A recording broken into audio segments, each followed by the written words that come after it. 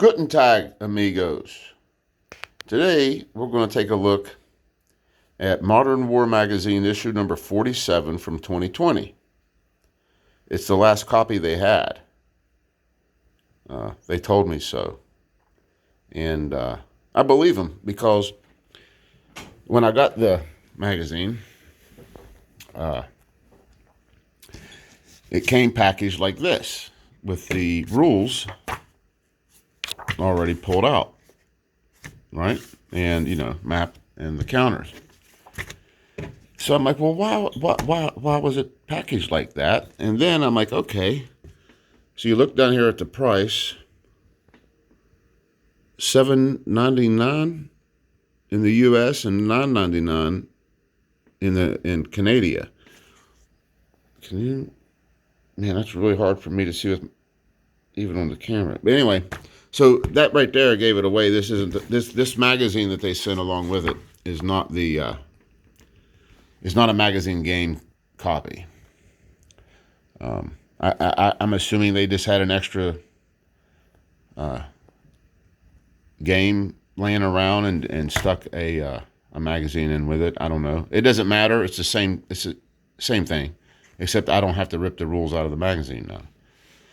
But Modern War's out of print, and this is an issue that I didn't have. So. And I got it on a voucher for some play testing that I've done.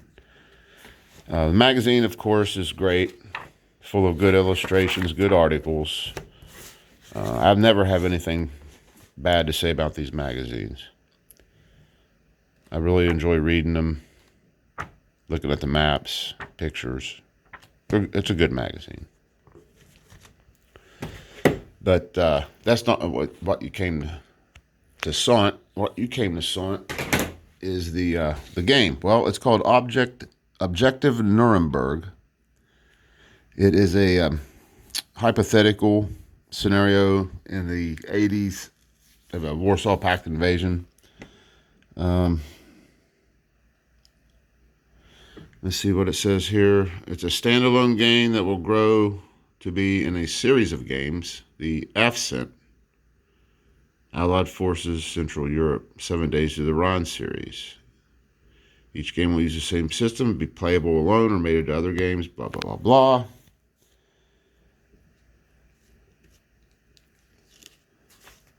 It is a design by Ty Bomba.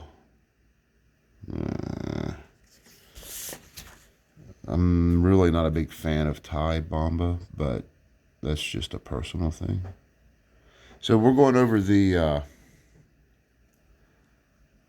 units and what all the numbers mean. You have a combat factor.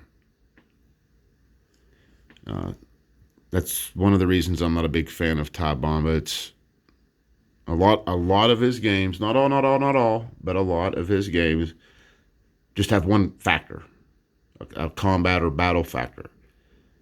I don't know. I just, it rubs me the wrong way. It's going over the different players in the game. Not players, I'm sorry. The different countries in the game that each player has control over. The Warsaw Pact is Czechoslovakia, East Germany, Poland, Soviet, and Soviet 8th Guards Army units. And NATO, they have Belgian, British, Canadian, Danish, French, U.S., West German, ICF. I have no idea what that means, but you know what? Over here, we have this big, long chart of acronyms. So let's see. ICF means Inter-Allied Covering Force. Fair enough. We're going over the different types of units here. Looks like there's quite a few, although I'm not sure that all of these are represented in this game. I don't know. I could be wrong, but I think the calendar sheet, well, you'll see it in a minute. Here we're going over some of the markers used in the game.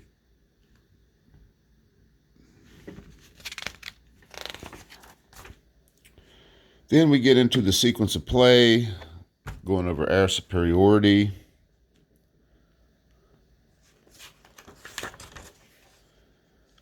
Electronic warfare, which looks to be a rather important part of the game. Stacking limits, zones of control. Now we're going over movement.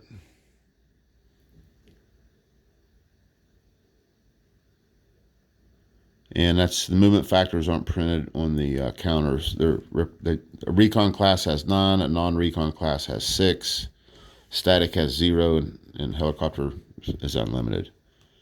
That's your movement factors.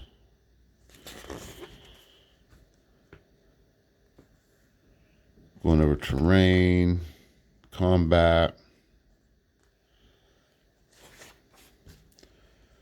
Your artillery markers. Attack sequencing, armor superiority advantages, momentum attacks, probing attacks. Oh, now we have exclusive rules. Okay, so I guess the first 11 pages are just the quote series rules. Now these are just the exclusive for this particular game. I was wrong. It looks like there is an airborne unit in this game. Soviet 103rd Guard Division. Wow, look at that combat factor.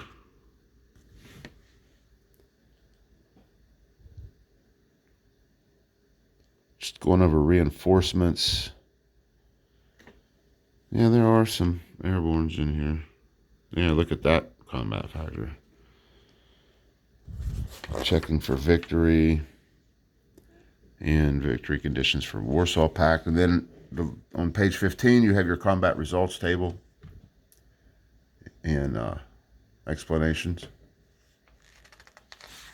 And then on the rear of the rules are some more charts. Terrain effects chart. And then some airborne entry charts. So looks pretty simple. Next, we'll take a look at this funky looking counter sheet. It's a really odd size. It's like a 2/3 counter sheet. I've never seen such a thing. But here we go. Let's take a look at the counters. Of course, the United States is in olive drab. And I see mechanized and armor units. Oh, there's a recon up there. Helicopters, artillery support. Then you have the West Germans in black. They have some airborne, bunch of mech and armor. A scout, and then what is it? Let's look and see what that is. It's got the that's motorized infantry. All right. Down here we have refugees in yellow. The red there is Soviet Union. There's their Air Force units, lots of them, lots of electronic warfare. Man, I don't see any electronic warfare there is none. No electronic warfare for for NATO. Huh. All right then. Oh, look, there's a West German unit over here way by himself. Here we in tan, that's the Czechoslovakian units. Didn't realize they had so much artillery.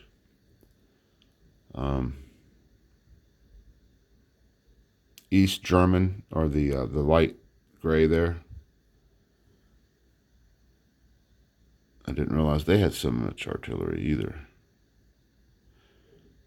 And then up here we have the Soviet units, which are mostly airborne mech. Oh, mechanized tanks, and there is one airborne unit, that real powerful one. And not as much artillery as I thought. I mean,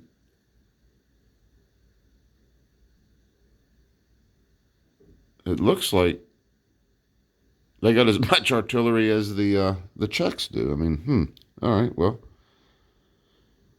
And that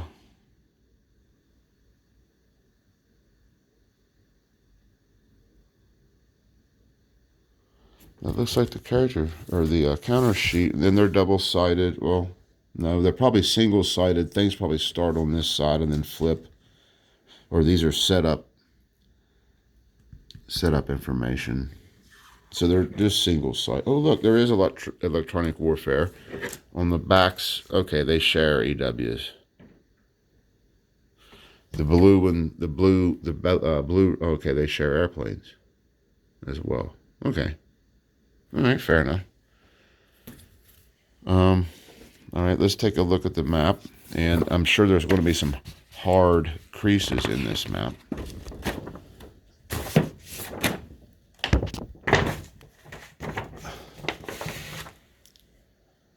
Which way needs it to be oriented? Well, it probably needs to be oriented this way, because the terrain key's way up here, oriented this direction, and the turn record track's way up here, oriented in this direction. So it looks like the map is a lengthwise map. I mean, you could play with it like this and just have this, sideways to everybody. But map looks beautiful. Or no, actually, the writing. All right, here we go. The writing on the map is oriented this way. So your terrain effects and your turn track are oriented this way. So both players can look at them by simply turning their heads. It's a big map of West Germany. Here's the international border running up along here. So most of this is taking place in West Germany. And, yeah, it looks like just roads, rivers, towns, some rough terrain or hills, forests, airfields.